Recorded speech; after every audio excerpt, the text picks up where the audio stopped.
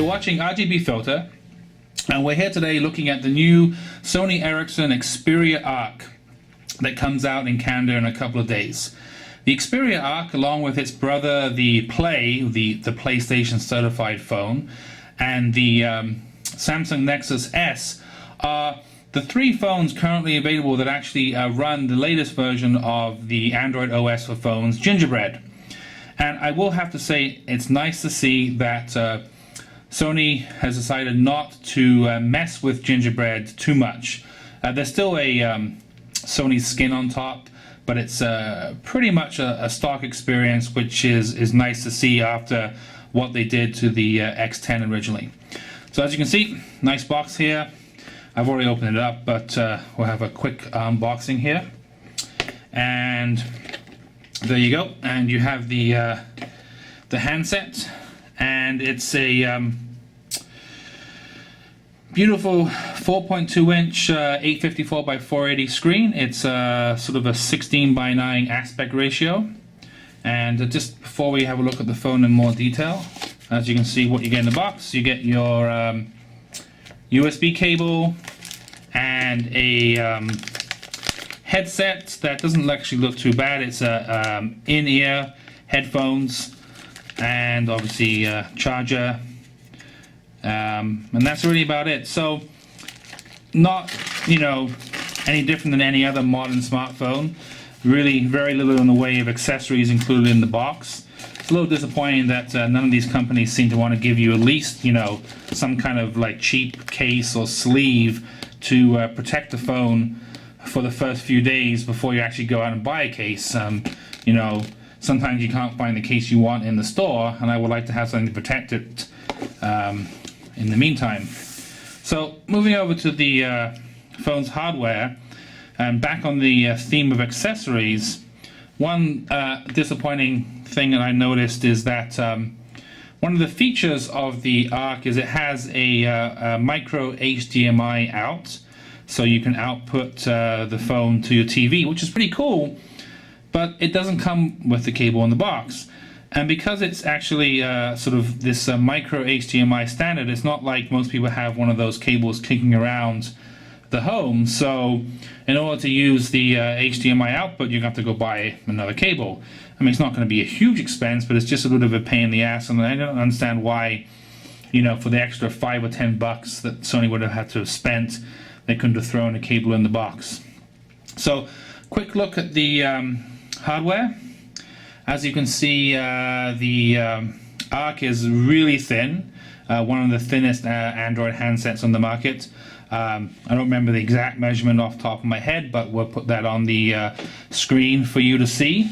I think along with the upcoming Galaxy 2 from Samsung, this will be one of the thinnest Android phones available.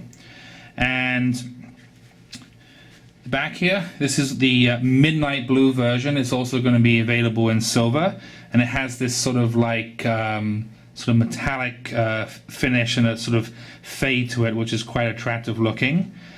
And buttons here, power button, mini HDMI out, a USB port that doesn't look like a USB port, but actually it is, volume rocker, camera button, and headphone jack.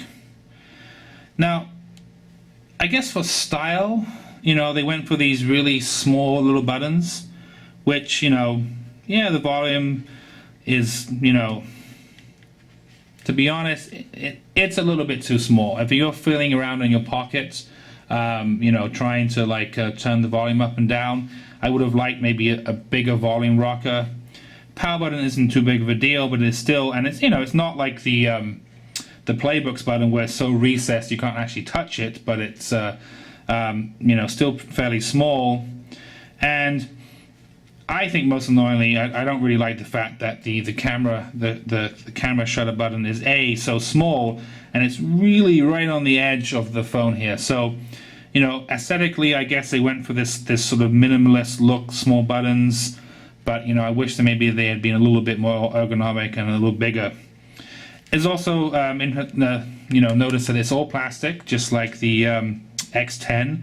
its predecessor, which, you know, makes for a very lightweight phone and allows them to do this sort of cool looking color effect on it. But I mean, personally speaking, it still makes for a little bit more of a sort of a cheaper feeling device.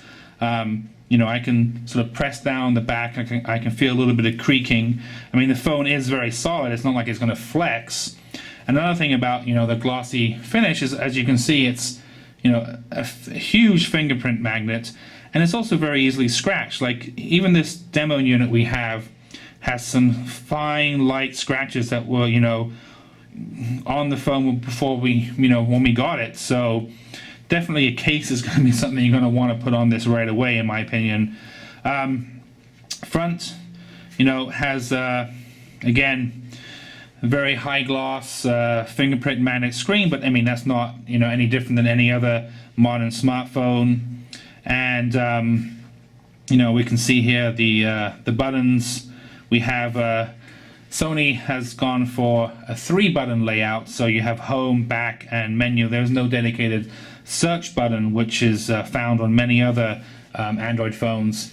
And again, the buttons, you know, are this sort of glossy, you know, raised plastic finish, which if you're feeling around in your pocket, you know, having a physical button to touch, it is useful. But, you know, or if you're like fumbling around in the dark to push the home button, you know, having this instead of a capacitive button is maybe better. But I still prefer the look of the sort of like, you know, minimalist capacitive buttons that most other Android phones have now. You know, HTC has really perfected that on some of their newer phones, like the Incredible S and the Desire HD. So another sort of pet peeve, I know I'm being a little bit harsh, but, you know, I'll be honest, this sort of like faux chrome finish on the phone, I mean, again, it's for looks, but, you know, my opinion is, if you're gonna put chrome on something, it better be real chrome. You know, this whole, you know, plastic, you know, made to look like chrome just doesn't really do it for me.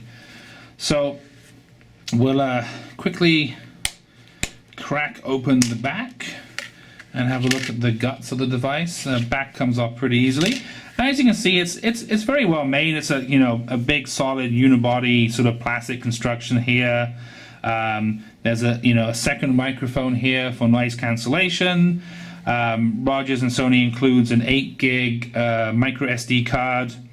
SIM slot, obviously. Here's the battery. It's 1500 milliamp battery, which should give pretty good battery life, and especially that it's running Gingerbread, you're going to see you know, better battery life than many other Android phones. And you know, obviously battery life is definitely, I guess, what you would call the Achilles heel of Android phones, and you know, Gingerbread has really addressed that and made it a lot better.